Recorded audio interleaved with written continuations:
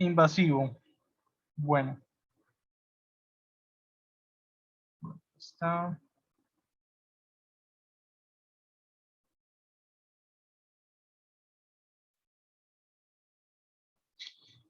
Y ya para terminar, que realmente este tema es cortico, ya para terminar vamos a hablar de los efectos tóxicos del oxígeno y vamos a ver un caso clínico. Entonces, efectos tóxicos del oxígeno. Miren lo que nos dice. Disminuir la FiO2 hasta el menor nivel tolerable.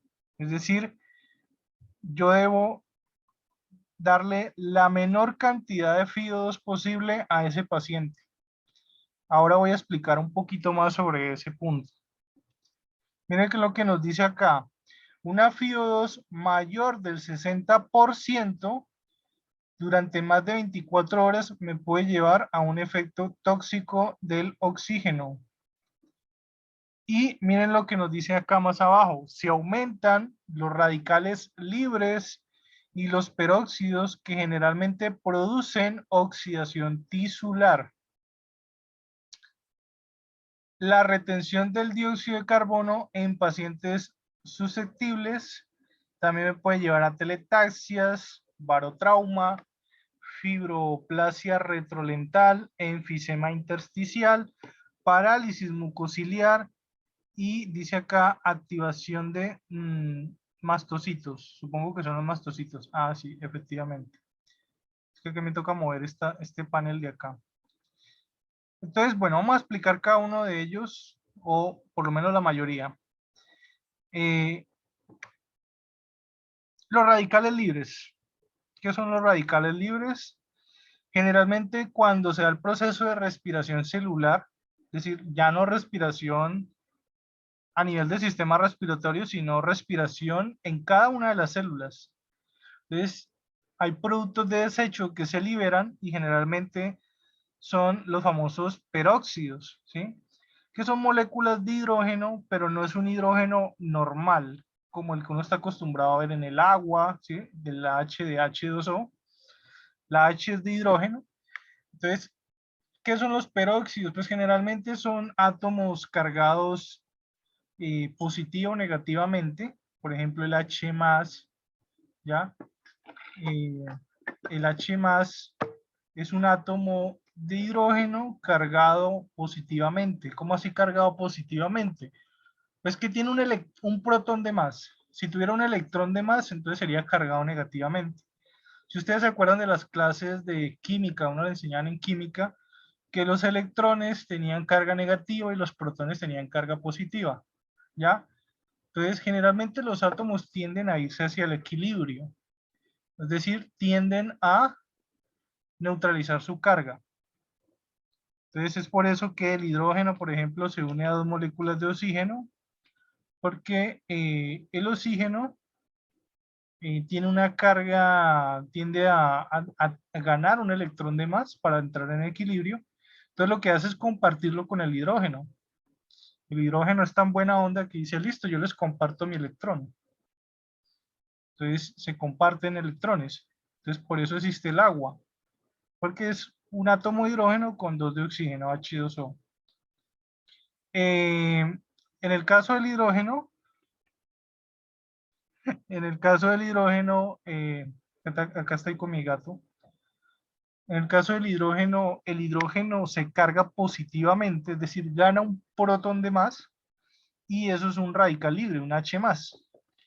Entonces, está comprobado que,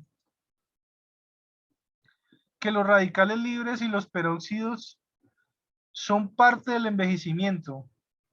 Es decir, el efecto de los radicales libres tú no lo vas a notar enseguida, ni en un mes, ni en 2 meses. No, el efecto de los radicales libres se ve con los años, ¿ya? Entonces, está comprobado de que ellos ayudan al envejecimiento.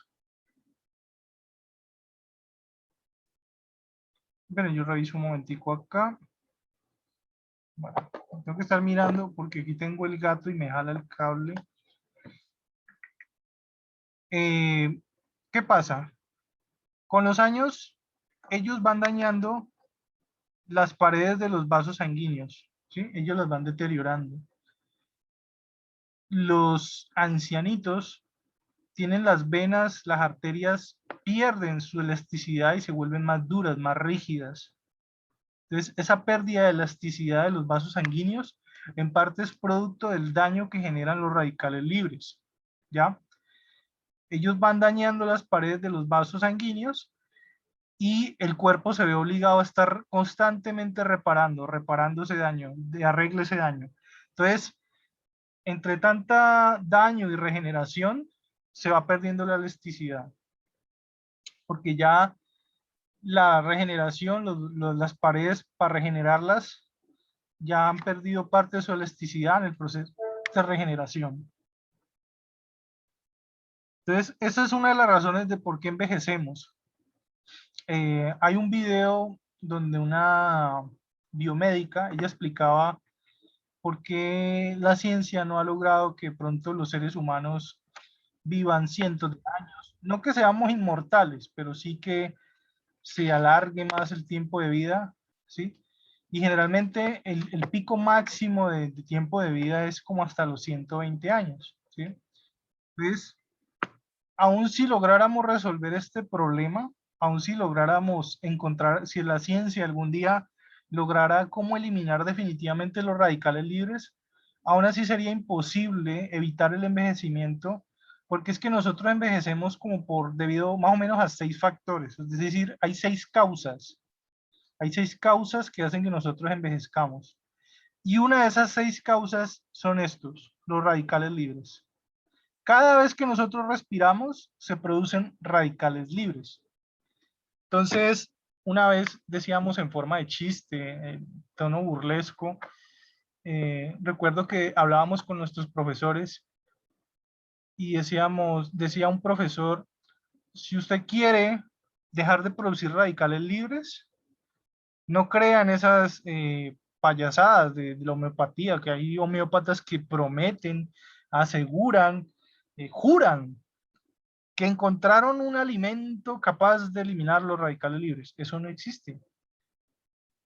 El único alimento que más o menos se acerca, que ayude de pronto a mejorar lo de los radicales libres, es el tomate rojo. Porque el tomate rojo está comprobado que tiene antioxidantes y los antioxidantes ayudan a combatir los radicales libres. Profe, perdón, pero ¿cuál tomate? ¿El tomate que uno utiliza en la cocina para las comidas o el que Ese utiliza tomate, uno para jugo? el tomate de cocina. Hay otras verduras que también lo tienen, pero pues el que más lo tiene en más cantidad es el tomate de cocina, el tomate rojo. Pero, como les digo, o sea, no existe una cura milagrosa que combata los radicales libres. Hasta el día de hoy no existe. Eh, y pues por eso vamos a seguir envejeciendo. O sea, es la explicación de por qué no se ha logrado que la humanidad viva más años, es en parte por eso. Y aun si combatiéramos los radicales libres, si el día de mañana dijera un anuncio científico y dijera, encontramos la forma de eliminar los radicales libres, aun si eso pasara, habría que combatir las otras 5 causas de envejecimiento.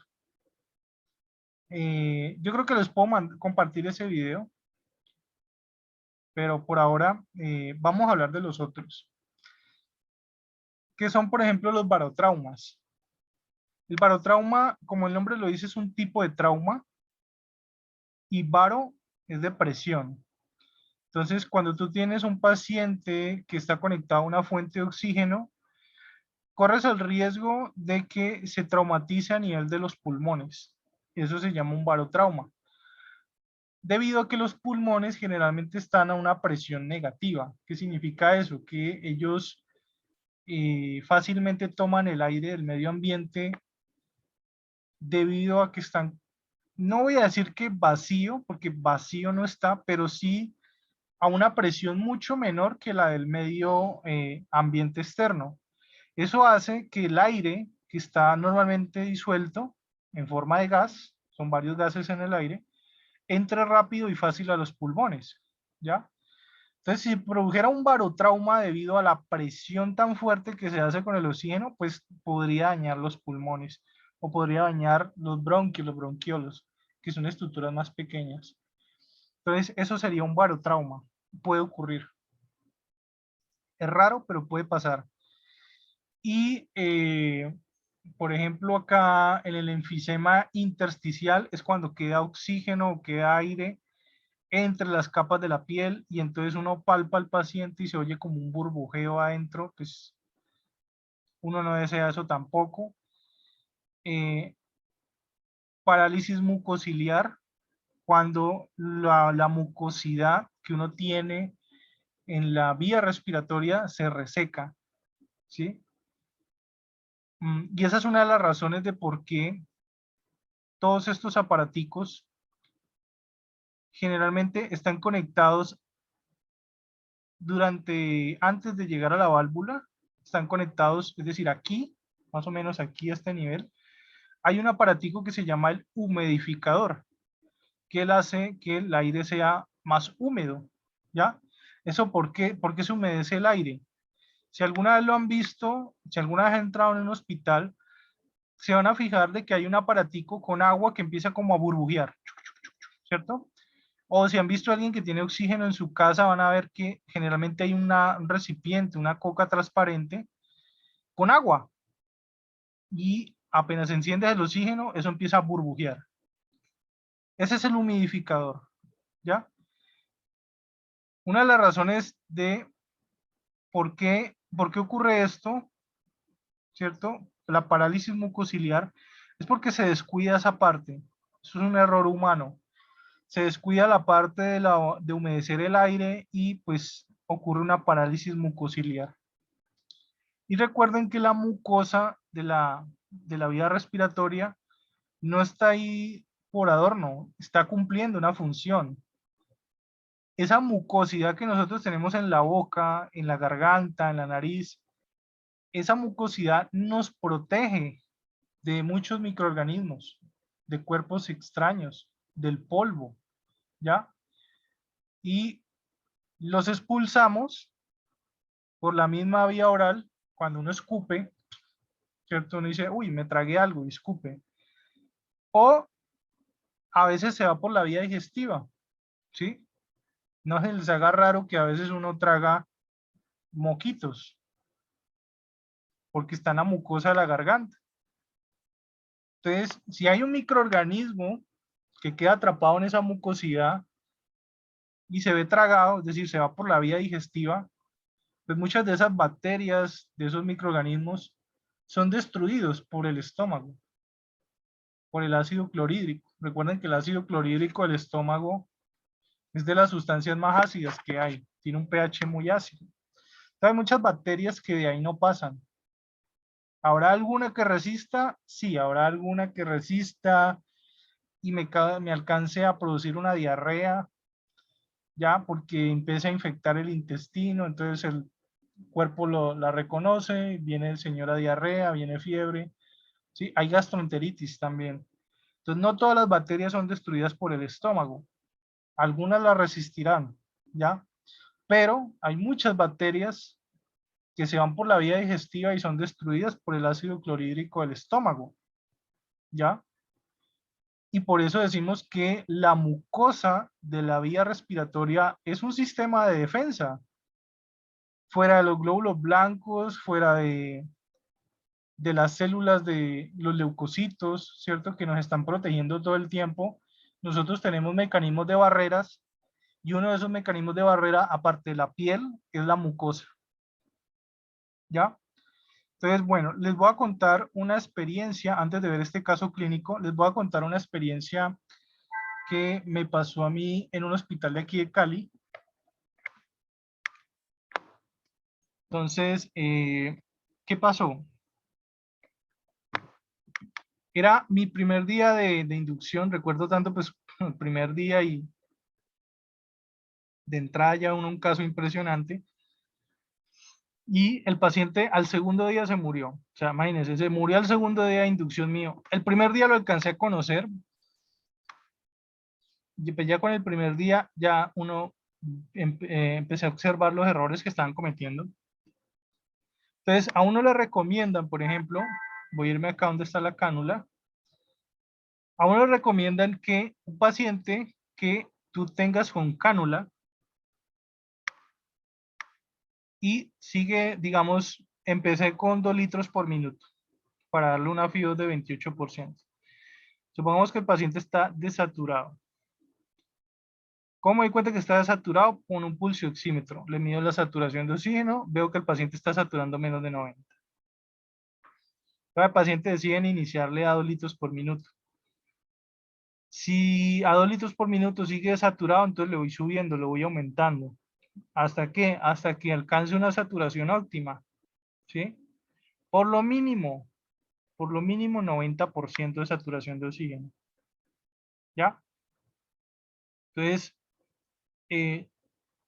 la recomendación que nos dan a nosotros los profesionales, la gente más experta, la gente que tiene experiencia en esto, nos dicen, hombre, si tú tienes un paciente que está a 4 litros por minuto con cánula nasal y sigue saturando, es decir, sigue con una saturación baja, no le siga aumentando más litros a la cánula, cámbiela.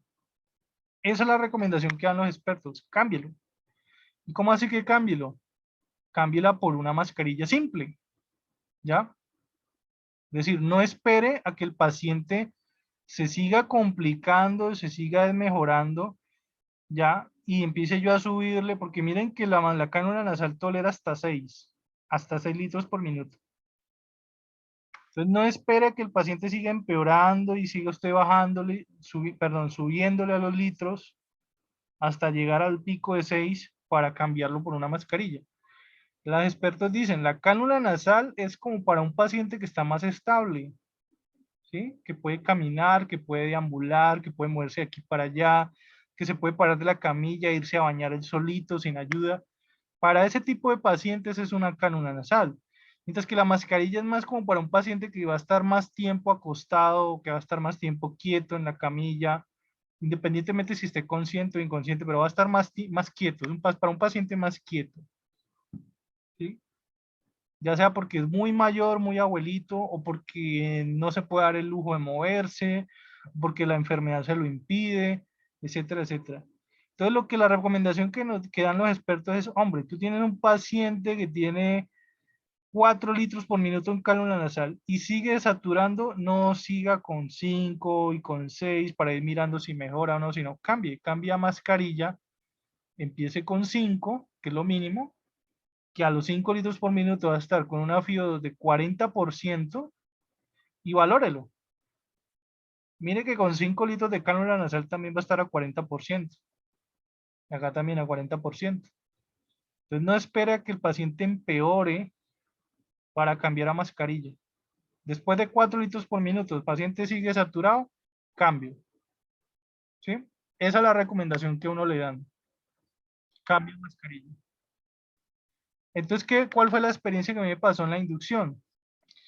En la inducción era una semana de inducción, es decir, yo tenía 8 días de inducción, que en realidad fueron más, fueron como hasta 10 días.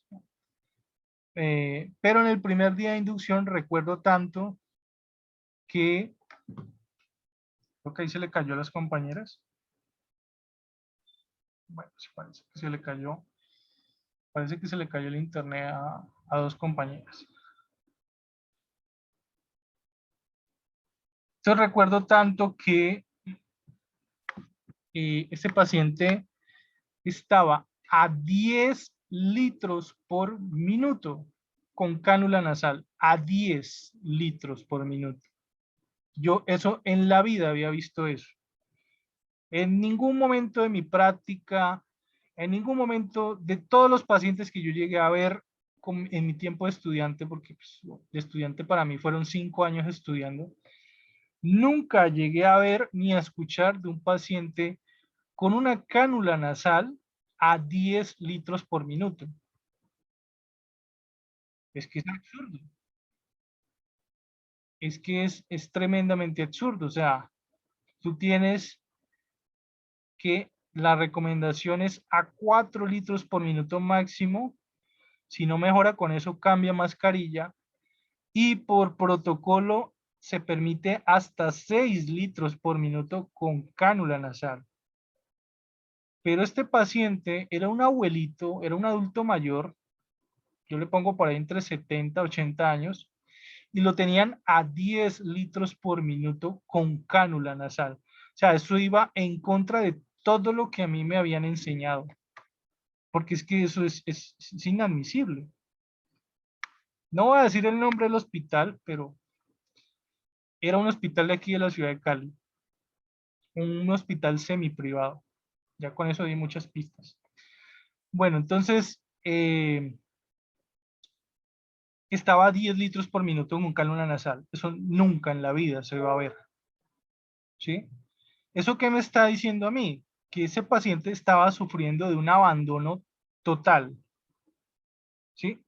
Yo digo, bueno, tiene que ser que no lo ha visto ningún médico, o dos, lo han visto y en ningún momento se han molestado en verle la parte respiratoria. Yo creo que un fisioterapeuta o un terapista respiratoria ve eso y yo creo que se va de para atrás. Porque es que es absurdo. O sea, ¿cómo vas a tener un abuelito de 80 años con una cánula nasal a 10 litros por minuto?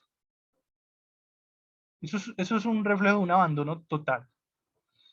Entonces, abandono por parte de terapia respiratoria, de fisioterapeutas, sí también porque ellos tienen que también vigilar esa parte, ellos también tienen que hacer recomendaciones y si ven un error de estos, pues ahí mismo alertar, bueno, ¿qué está pasando? ¿Por qué no me le están poniendo cuidado al paciente? ¿Por qué está a 10 litros por minuto con una cánula? Entonces, abandono también por parte de fisioterapia,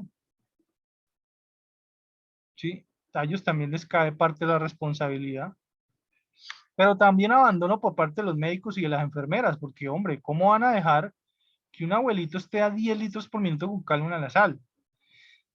Y por si fuera poco, o sea, la cereza del pastel, porque es que ahí no termina la cosa, la cereza del pastel es que ese paciente tenía esto conectado, obviamente, al humidificador, y el humidificador completamente vacío el humidificador, o sea, era aire seco lo que le estaban pasando a ese paciente. Y ya lo dije yo anteriormente, ¿qué pasa cuando un paciente no le humedeces el aire? Parálisis mucociliar, ¿cierto? Entonces, imagínense, abuelo de 80 años con cánula nasal a 10 litros por minuto, que es inadmisible eso, y le estaban pasando ese oxígeno con un humidificador vacío, o sea, el humidificador estaba de adorno, de mero adorno, decoración en la pared, estaba ese humidificador. Entonces, y el paciente era un paciente que estaba por un cuadro de diabetes mellitus tipo 2 y no recuerdo qué otra enfermedad tenía, pero ninguna de las enfermedades con las que, o el motivo de ingreso al hospital, tenía nada que ver con la razón de la muerte de este paciente. Porque efectivamente el paciente falleció, bueno, se me está yendo todo el mundo, están yendo a un descanso voluntario, están yendo. Bueno, entonces el paciente falleció al otro día. Obviamente al otro día ya le habían puesto el humidificador con agua, al otro día ya le habían puesto una mascarilla, pero el daño ya estaba hecho.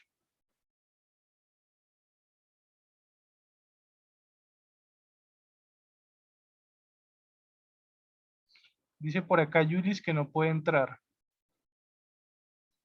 Bueno, entonces realmente, como vuelvo y les digo, o sea, el daño ya estaba hecho, o sea, fue más como que, ay, sí, mira, la embarramos, pongámosle el humidificador con agua, pongámosle mascarilla, cambiémosle la cánula por una mascarilla, pero fue como que el daño, realmente el daño ya estaba hecho. El paciente ahí ya se había ganado su neumonía, ya el patrón respiratorio lo tenía alterado, ya no era una respiración normal, ya había sonidos de esfuerzo respiratorio, bueno, se jodió prácticamente. Y la razón de la hospitalización de ese señor no tenía nada que ver con una enfermedad respiratoria. Y el paciente se murió. Al cabo de unas horas falleció como a mediodía, al día siguiente. O sea, el daño ya estaba hecho. El daño ya estaba hecho. Pero pues, imagínense, para mí, yo que era nuevo, fresquito yo y muchacho joven, con ganas de aprender, y me encuentro en el primer día de trabajo, me encuentro con esto. Paciente con 10 litros por minuto, un canon nasal, el humidificador seco, y era mi primer día de trabajo, aunque estaba más como en proceso de aprendizaje, me estaban enseñando pues cómo funcionaba el hospital, cómo llamar las ambulancias, ¿cierto? Me estaban enseñando como toda la parte de administrativa, ¿ya? Entonces me encuentro de entrada me encuentro con eso, como yo, oh por Dios, ¿qué es esto? O sea, y efectivamente al otro día, pues seguramente pasó alguien del turno de la noche, supongo yo, que dijo, bueno, hay que cambiar todo esto, pero pues ya el daño estaba hecho, el paciente falleció al otro día, y yo sospecho que le dio una infección nosocomial, porque vuelvo y lo digo, esto puede resecar la parte mucociliar y cuando la mucosa que nos protege se daña, pues eso le da entrada a bacterias oportunistas. Recuerden que las bacterias son muy oportunistas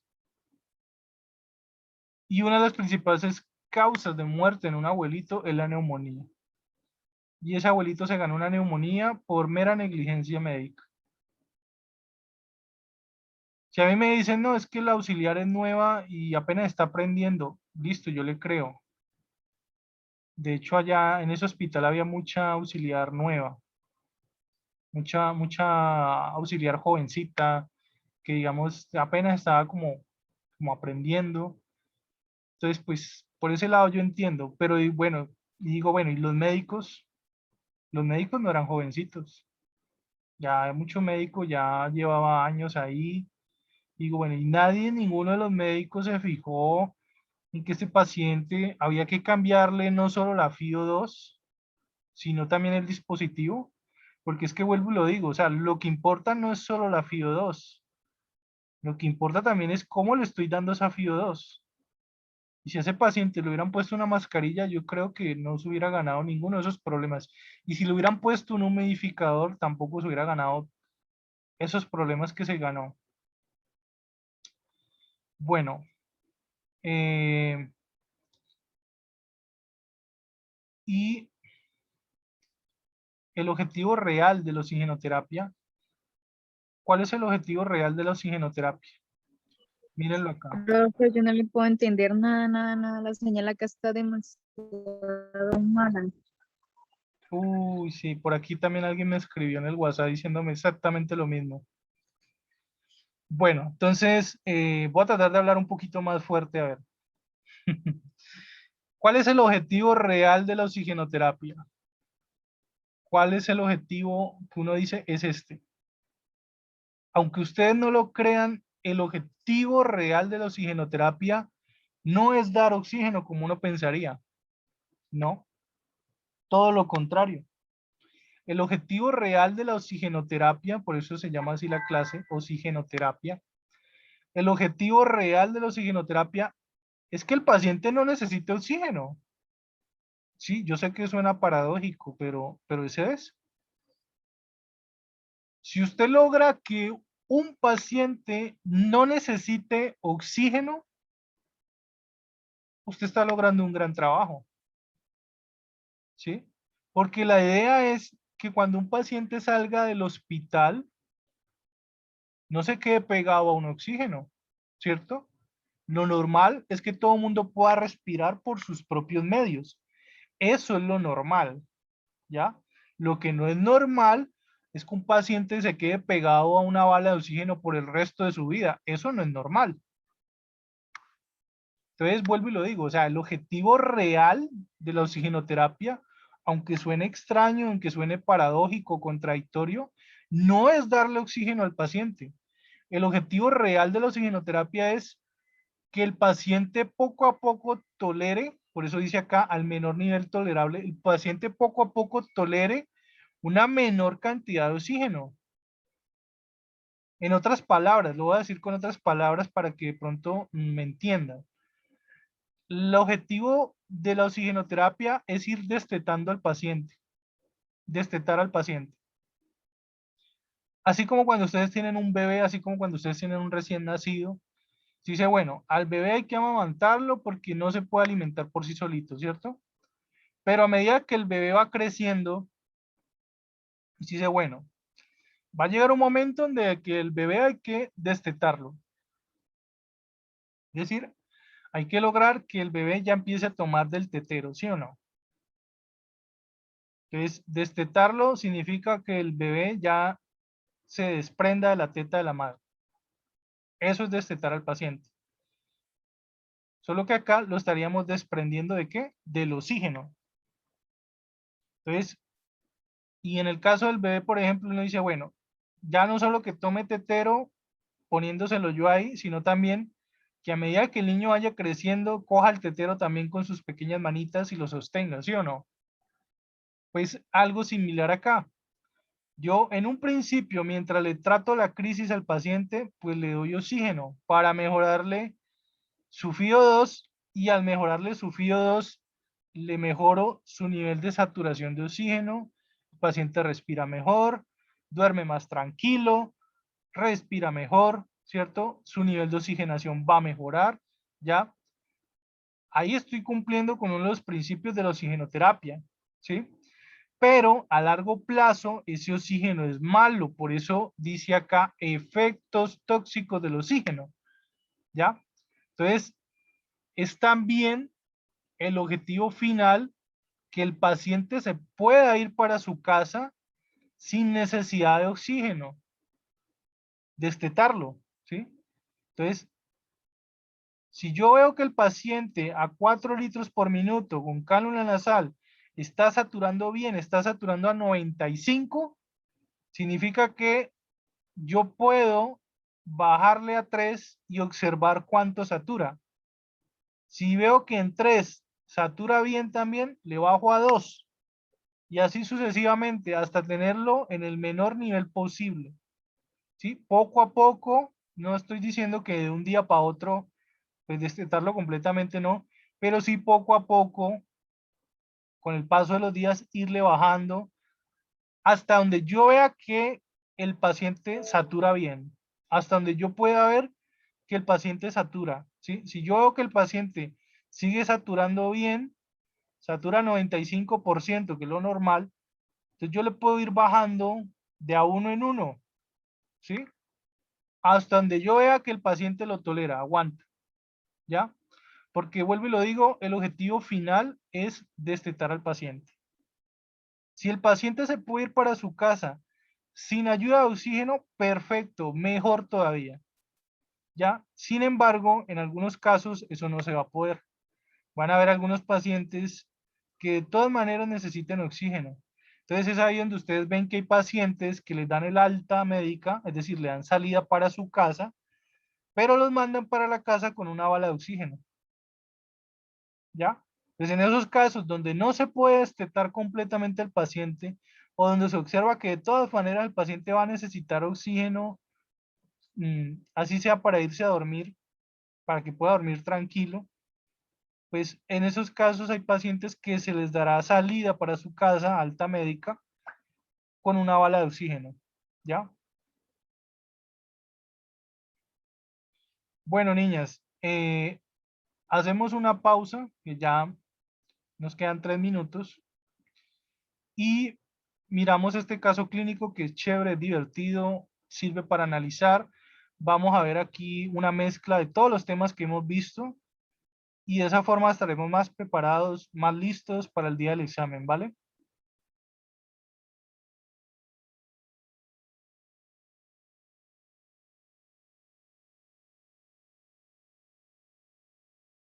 Son las 3:40, bueno, 3:50.